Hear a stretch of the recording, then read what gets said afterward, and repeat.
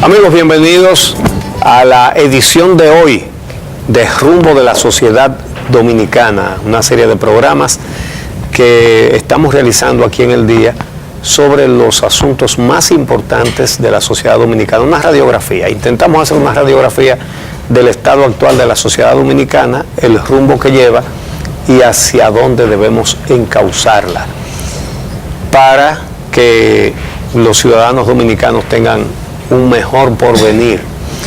Hoy tratamos de nuevo el tema de los derechos económicos y sociales de los ciudadanos, que el martes tratamos con 4 economistas. Nuestros invitados de hoy son 2 representantes del sector empresarial, del sector empleador, y 2 representantes del sector laboral.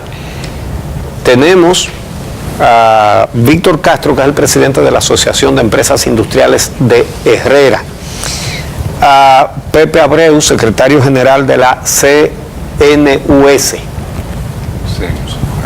a Laura Peña Izquierdo, que es la presidenta de la Asociación Nacional de Jóvenes Empresarios, ANGE, y estamos esperando a María Teresa Cabrera, dirigente de la Asociación Dominicana de Profesores, ADP.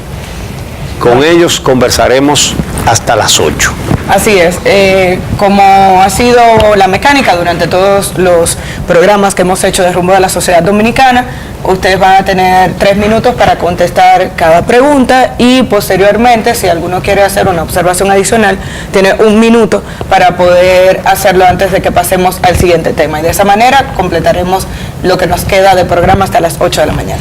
El primer tema, esa contradicción entre crecimiento y pobreza. El Banco Mundial lo ha dicho, que tenemos una prosperidad no compartida o poco compartida. La economía dominicana crece durante más de medio siglo y eso no beneficia a la población. Vamos a pedirles entonces que nos den su opinión sobre esa situación. Primero al presidente de la Asociación de Empresas Industriales de Herrera, Víctor Castro. Bueno, buenos días, Uchi, buenos días, Javier, Amelia, don Pepe y mi amiga Laura, a quien vamos a extrañar porque ya Laura se nos va de la asociación. Ya casi. Un día de esto, ya ¿verdad? casi.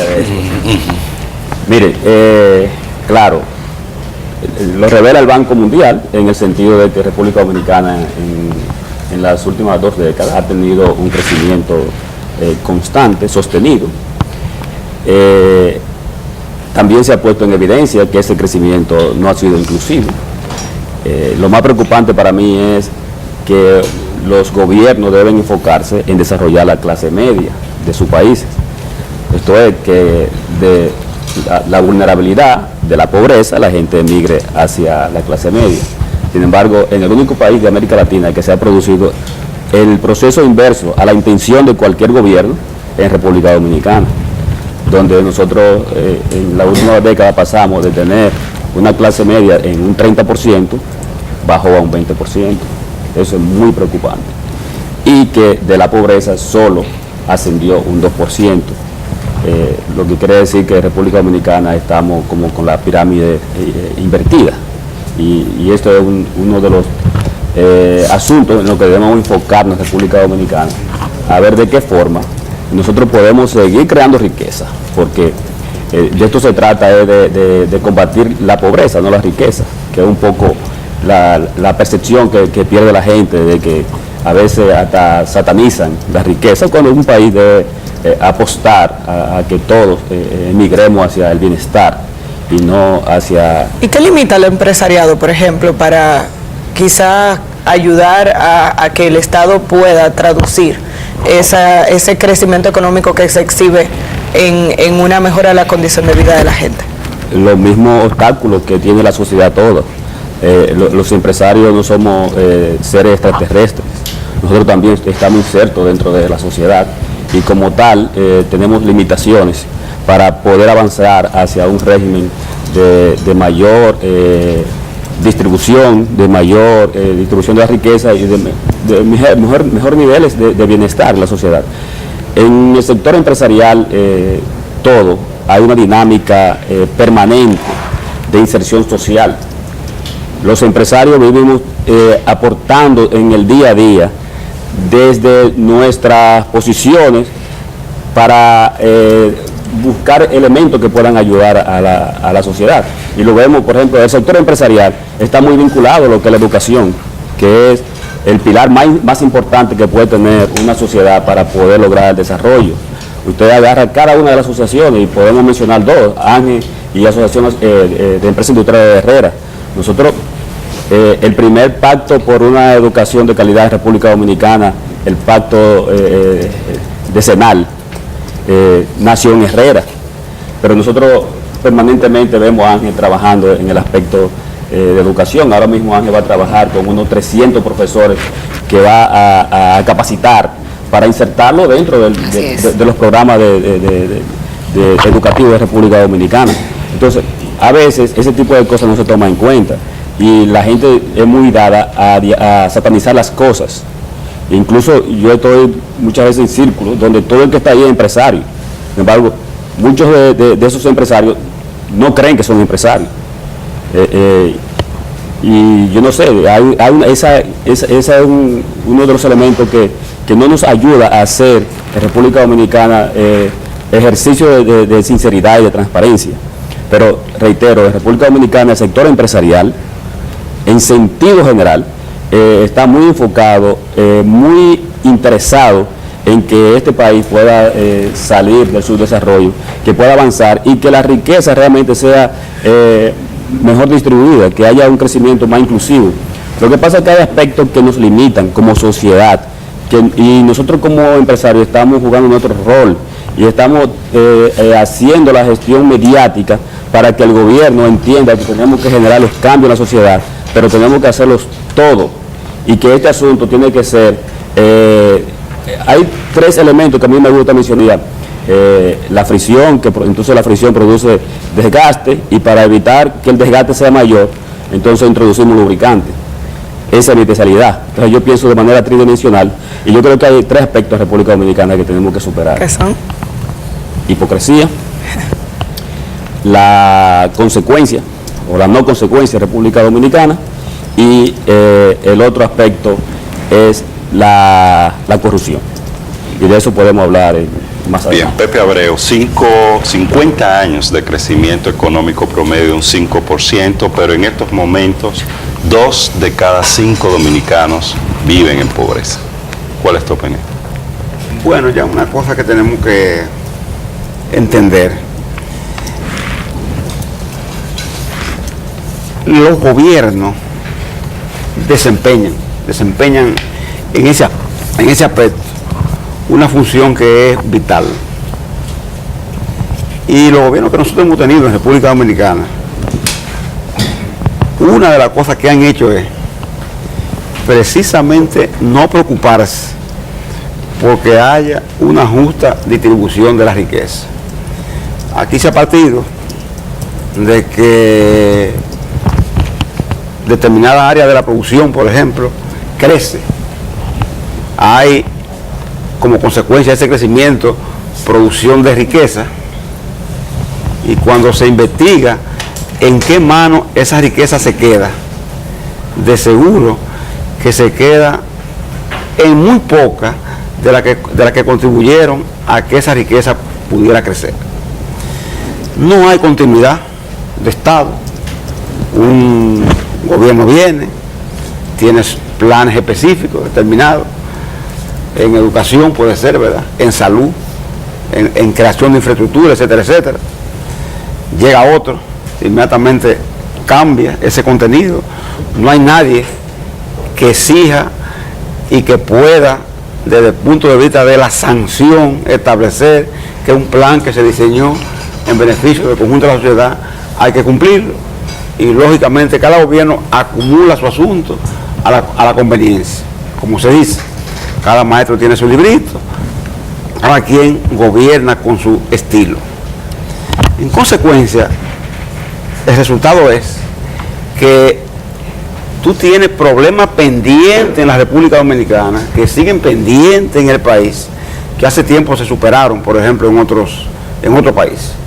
Tú dices, por ejemplo, todos los días, en estos noticiarios que tú ves, que ustedes pasan, Telecité, tú ves la gente en la calle pidiendo agua potable, pidiendo que le llegue el agua. O sea, que una llave, que haga una casa, llega el agua, porque el agua no llega. Y tú dices, ¿quién se encarga, verdad, de dar seguimiento y hacer que esa agua llegue? ¿Dónde está el dinero que se ha producido, esa riqueza de 50 años, que no ha permitido que cada dominicano, por ejemplo, pueda tener agua potable que sea segura? Y te va al tema, por ejemplo, de los alcantarillados sanitarios en la República Dominicana, y lo ves, y dice, ¿quién ha construido en la República Dominicana los alcantarillados sanitarios necesarios? ¿De qué tiempo son? Porque esto ayuda, ¿verdad?, a evitar, por ejemplo, las enfermedades, la exposición a enfermedades, las epidemias y demás asuntos. Y tú dices, esos alcantarillados, muchos de ellos son de cuando Trujillo, o son de cuando Balaguer, en un momento determinado, los 12 años. ¿Quién ha revisado eso? ¿Quién ha determinado que el alcantarillado sanitario contribuye a proteger a la gente contra temas de epidemia y la salud? ¿Dónde esa riqueza de 50 años ha contribuido a que sea así? No, al gobierno no le conviene eso, porque el alcantarillado sanitario no se ve y fue por debajo de la tierra, no es un asunto que se puede recibir, y por tanto hay que dejar que eso siga, se acumule, se deteriore cada día más, y sea esta la República Dominicana un país con toda el agua subterránea prácticamente contaminada. Entonces, cuando tú ves todos los estudios, Uchi, Amelia y Javier, y los compañeros de panel, tú te encuentras siempre con que todos los estudios que se hacen en el país se hacen sobre la base de estudiar la pobreza. Es decir, nos vamos, por ejemplo, a la Ciénega y estudiamos la pobreza, la SUSA, y se estudia la pobreza y determina que hay gente que vive con $200 al mes o con $100 al mes. Bueno, se determina eso, son pobres, etcétera, etcétera. Ahora, nunca se ha visto un estudio que se dedique a estudiar la riqueza y decir, ¿verdad?, ¿dónde se ha metido la riqueza de esos 50 años? ¿Está en manos de los políticos corruptos que ha pasado por los gobiernos? ¿Está en manos de una clase poderosa, una clase de poder que ha acumulado esa ganancia y no la ha compartido, o no ha habido forma de que los gobiernos se la hagan compartir? Nadie hace eso, porque aunque la riqueza deberá ser más fácil de estudiar que la pobreza, es más compleja, porque son los ricos, ¿verdad?, los que tienen la propiedad del conjunto de los bienes de la sociedad, y nadie quiere contraponerse a eso ni confrontarse con eso. En consecuencia, yo digo que quizás una de las formas de que en este país un día se llegue a definir por qué esos 50 años no había los beneficios que tiene que haber para los sectores trabajadores empobrecidos de la sociedad, tendría que ver con un estudio de la riqueza, ver dónde fue y entonces cómo combatirla. Para eso habrá que tener un gobierno de fuerza, o se puede hacer dentro de la democracia. Hablo de fuerza porque puede haber gobierno de fuerza de diferentes niveles, diferentes criterios e índole también, y ustedes saben qué hacer. Bueno, queremos aprovechar el momento para darle la bienvenida a María Teresa Cabrera, que se acaba de integrar a este panel, representando a la Asociación Dominicana de Profesores. Estamos en la primera pregunta, María Teresa, y vamos con Laura Peña Izquierdo. Estamos hablando del crecimiento económico que exhibe la República Dominicana y el incremento de la pobreza. ¿Por qué no se ha traducido eso en un beneficio de la población y una disminución de la desigualdad en nuestro país? Laura. Sí, bueno, buenos días, gracias por la invitación, don Uchi, Javier, Amelia, buenos días mis compañeros de panel. Realmente cuando estuvimos leyendo el informe del Banco Mundial, yo me quedaba sorprendida porque me parecía que era un empresario que estaba escribiendo ese informe, porque todo lo que dice el Banco Mundial es lo que nosotros los empresarios estamos clamando desde hace mucho tiempo, para que se creen las condiciones en nuestro país precisamente para incluir más personas en el sector laboral, el sector formal al que nosotros pertenecemos. Realmente el Banco Mundial, como dice, hemos exhibido un crecimiento económico que no ha permeado, que no ha llevado a sacar personas de la pobreza, y me sorprendía cuando el presidente Danilo Medina decía en las Naciones Unidas que han salido 500.000 personas de la pobreza. Fue un número que me sorprendió, y el Banco Mundial pues ahora dice lo mismo. Entonces, como sector empresarial, nosotros estamos abocados a crear riquezas, pero así como estamos abocados a crear riquezas, necesitamos que eso nos creen las condiciones en el país para nosotros poder crear esos empleos. Y el Banco Mundial hablaba del tema fiscal, el tema de una revisión, de que sea que se haga un pacto fiscal que sea más equitativo, que sea más llevadero, que sea más sencillo, y es precisamente el clamor desde hace mucho tiempo del sector empresarial, precisamente para llevar una carga menos onerosa y precisamente poder crear esos empleos, insertar mucha gente que está hoy en la pobreza, insertarlo en empleos formales y en empleos dignos. Otra cosa muy importante también es el tema de la educación. De la única manera que un país se desarrolla y puede sacar a personas de la pobreza es precisamente con la calidad de la educación que se ofrece en el país. Ya aquí dimos un paso de avance, firmamos un pacto educativo donde participamos la sociedad completa. ¿Y qué significa esto? Que nosotros estamos esperando que haya una continuidad, como bien decía don Pepe. Aquí los gobiernos, cada uno tiene su cartilla, cada uno tiene su idea.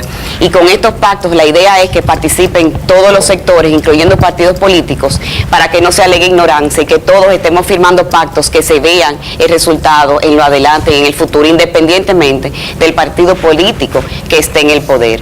Entonces, para nosotros incluso, como decía don Víctor en Ángel, la educación es primordial, porque en la medida que los recursos humanos de nuestro país se preparen, en esa medida pueden insertarse en el sector laboral y salir de esa pobreza que nosotros hemos visto. Precisamente el gobierno está llamado a crear políticas públicas que ayuden a estas personas a salir de la pobreza. El tema de salud es importantísimo también. Ayer vimos un titular en uno de los medios de prensa de que hay falta de camas, de que hay poca calidad en el servicio que se recibe a través de la salud pública, y ese es uno de los temas también que se le ofrece a las personas y que el país tiene que crear esas políticas para mejorar esos servicios públicos que recibe la población. Yo estuve leyendo recientemente un artículo donde decía que los impuestos es el precio que se paga por una sociedad civilizada, pero a eso hay que agregar que el gobierno tiene su parte de responsabilidad de devolver esos impuestos que nosotros pagamos en esos servicios públicos que atienden a la mayor parte de la población, y esos son salud, educación y transporte. Gracias, Laura. María Teresa, bienvenida. Gracias. Tienes 3 minutos para responder esta pregunta. El tema ya te lo dijimos hace un momentito: crecimiento económico y pobreza. Sí, yo creo que está muy claro por qué el crecimiento económico no se ha traducido en una reducción de la desigualdad en la República Dominicana. Yo pienso que hace mucho tiempo que se están mostrando concentración de la riqueza en el país y la ausencia de políticas públicas que piensen la redistribución. Los servicios básicos que tenemos son muy deficientes. Si vemos la política fiscal, ¿quién paga más de los dineros que recauda el Estado, el gobierno? Las riquezas que se han producido en el país se concentran en un número muy reducido de la población, y a pesar de que, por ejemplo, los trabajadores, porque el trabajo es el que genera riqueza, aquí también hay, este año yo leí una investigación que daba cuenta de que de cada 100 pesos que produce el trabajo, solo 25 van a los trabajadores y 75 se queda en manos de los patronos. Y si tú le agregas a eso la situación de los servicios, la ausencia de servicios públicos con una visión, digamos, con un enfoque universal, en la medida en que se fue imponiendo este modelo, se dijo primero que lo importante era que creciera la economía, que iba a haber un derrame, que a todo el mundo le iba a llegar y que era suficiente con eso.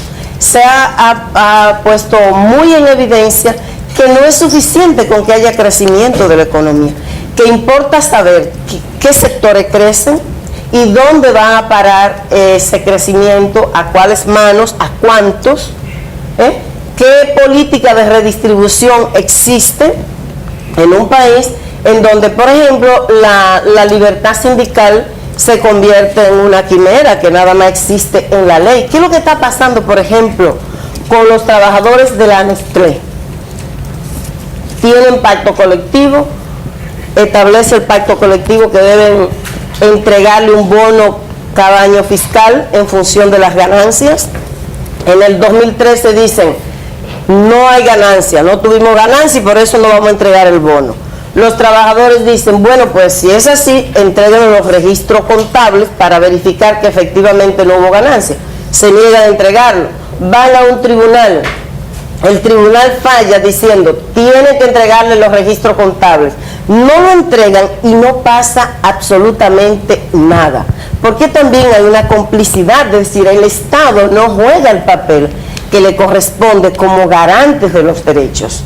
Y entonces usted tiene una situación en la que permanentemente se violentan, se apelan a maniobras para ocultar ganancias, para negarse a redistribuir, para entregarles derechos a los trabajadores que le corresponden. Empresas, por ejemplo, que no reportan la nómina al Ministerio de Trabajo y no pasa nada cuando la normativa indica que sí, que la tienen que entregar. Pero cuando un trabajador no está reportado, ¿a dónde va a reclamar?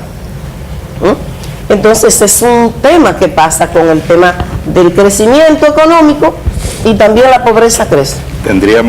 Tenemos un minuto, los que quieran intervenir sobre este tema con una última reflexión.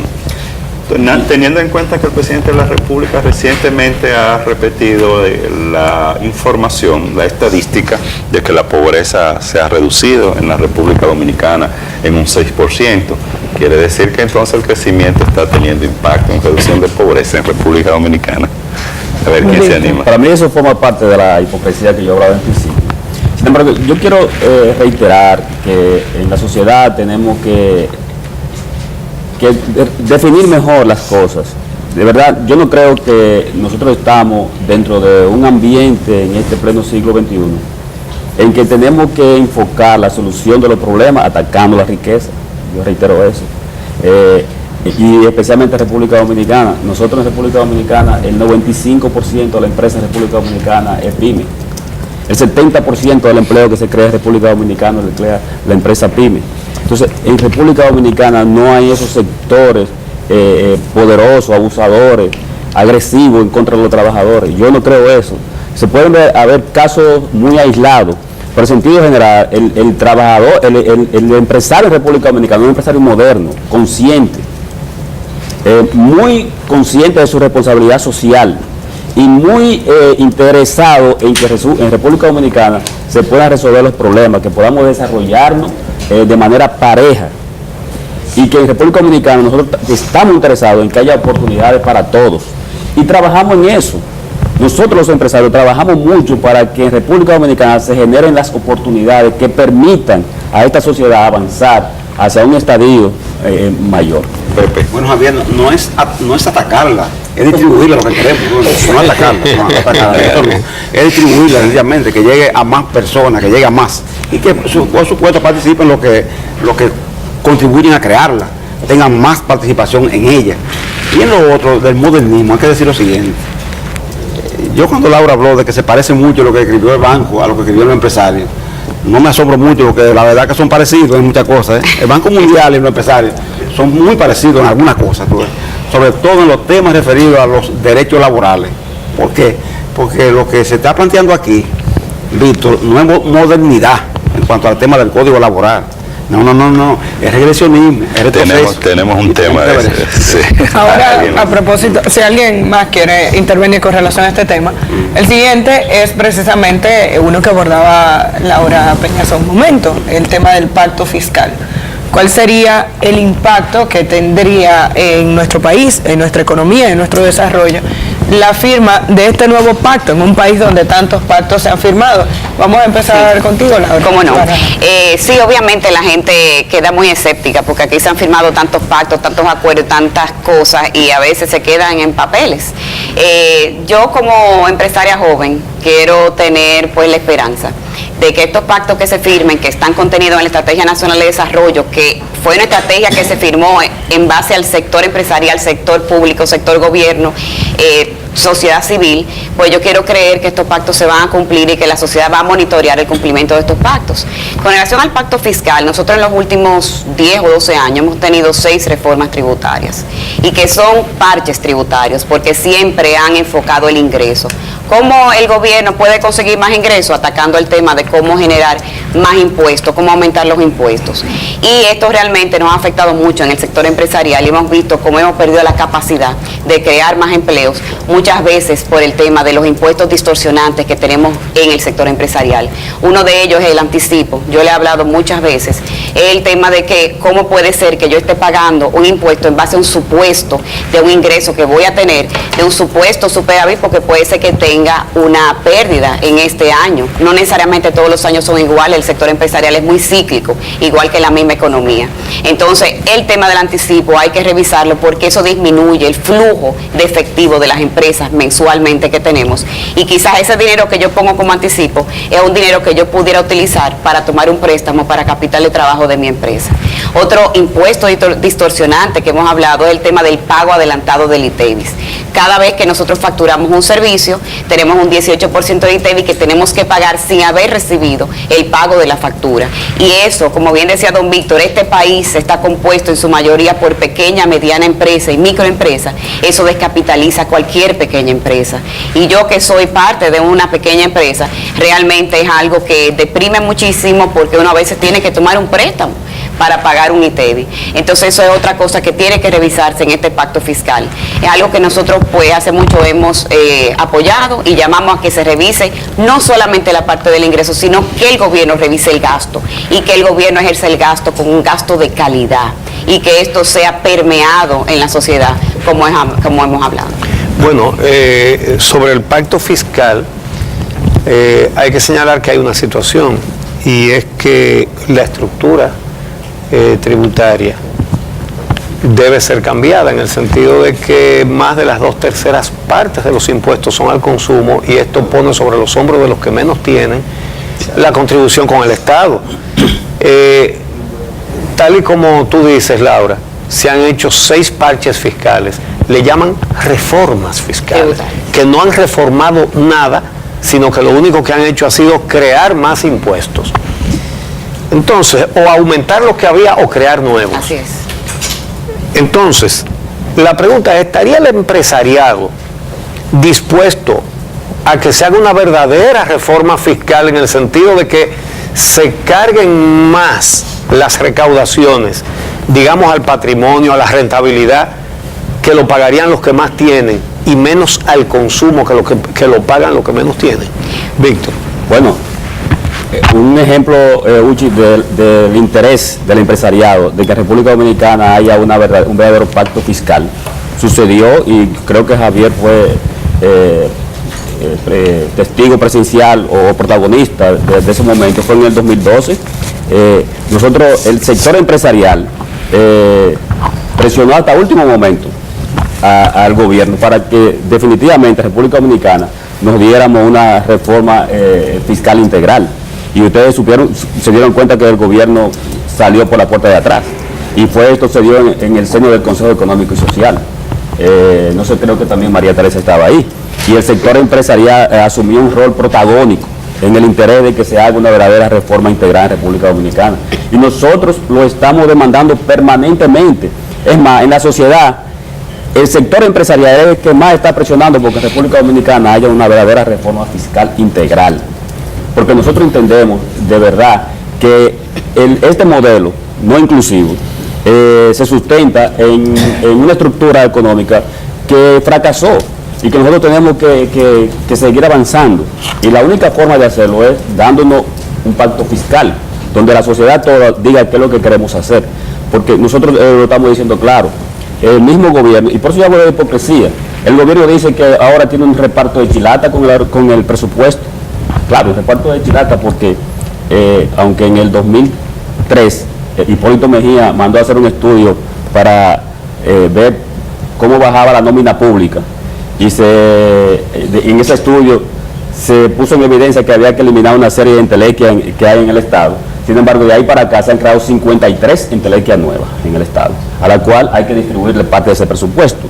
Entonces, hay mucha hipocresía porque mientras el gobierno sabe que una reforma fiscal integral va a tener mucho más recursos, porque nosotros en el sector empresarial estamos diciendo, en una reforma integral, aquí va a haber que habrá bajas de tasa para que la población pague menos impuestos, por ejemplo el ITEVI, que vaya de 18 a 10, que se amplíe la base de aporte, la base de la gente que tiene que pagar, porque aquí también hay mucha ilusión y también evasión. Entonces, el gobierno sabe que con una reforma fiscal va a recibir mucho más recursos, pero el gobierno no quiere pisar callos, por eso le está huyendo. Es más, este presidente que está obligado por ley, por la Estrategia Nacional de Desarrollo, a hacer ese pacto fiscal, ya lo dicen los funcionarios, nosotros podríamos hacerlo, pero para que en un próximo gobierno sea que puedan aplicarlo. Entonces, no, el sector empresarial, busquen la prensa y ustedes van a ver que el sector que más interés tiene de que aquí en República Dominicana nos sentemos a discutir un pacto fiscal integral, es el sector empresarial. Pero con ese concepto redistributivo, que paguen más lo que más tienen y menos lo que menos tienen. Pero nosotros estamos de acuerdo con eso, porque una de las cosas que desde Herrera decimos es que en la medida que nosotros fortalecemos la capacidad de compra de nuestros trabajadores, de la población en República Dominicana, nuestras empresas se van a desarrollar más, van a crecer, van a ser más competitivas, porque en República Dominicana el 90-92% de las empresas producen ¿para dónde? Para el mercado local. ¿Dónde están nuestros clientes? En el mercado local. Entonces, ¿qué es lo que a mí me conviene como empresario? Que mis clientes tengan capacidad de compra para que mi empresa venda más, y si vende más, produce más y busca más empleo. Pero además, si vende más, paga más impuestos al gobierno. Yo quiero pagar más impuestos al gobierno. Y para yo estar en una posición como presidente de la Asociación de Empresas Industriales de Herrera, yo tengo que tener una hoja limpia en términos de cumplimiento a mi responsabilidad fiscal. A mí me pueden investigar, y yo lo estoy diciendo aquí, lo que yo estoy pagando, que pago mucho, pero yo quiero pagar más. Ahora, que me den las condiciones para yo producir y poder pagar más. Y créanmelo de verdad, que nosotros necesitamos una reforma integral, fiscal integral, para ganar, para que la gente tenga mayor poder adquisitivo, esto es, gane más dinero y nos compre más. Y así nosotros ganamos nosotros y ganarán los trabajadores. María Teresa. Bueno, yo creo que la reforma fiscal que se requiere, ese pacto, tiene que tener nombre y apellido. Porque a veces decimos en términos generales, ¿verdad? Todos decimos lo mismo, pero estamos reivindicando cosas distintas. Entonces ya esa experiencia la hemos vivido. Yo pienso que la reforma tiene que ir en el sentido que lo planteaba Uchi. Tiene que modificar la estructura tributaria, tiene que cambiar el sentido, la fuente de los ingresos, es decir, quiénes son los que más van a aportar. Evidentemente que aquí, cuando en cualquier sociedad que lo único, que la mayor carga la tiene el consumo, los más pobres van a pagar más. Y eso no es justo. Pero también el gasto. Es decir, cómo se va a gastar, hacia dónde se va a orientar el gasto.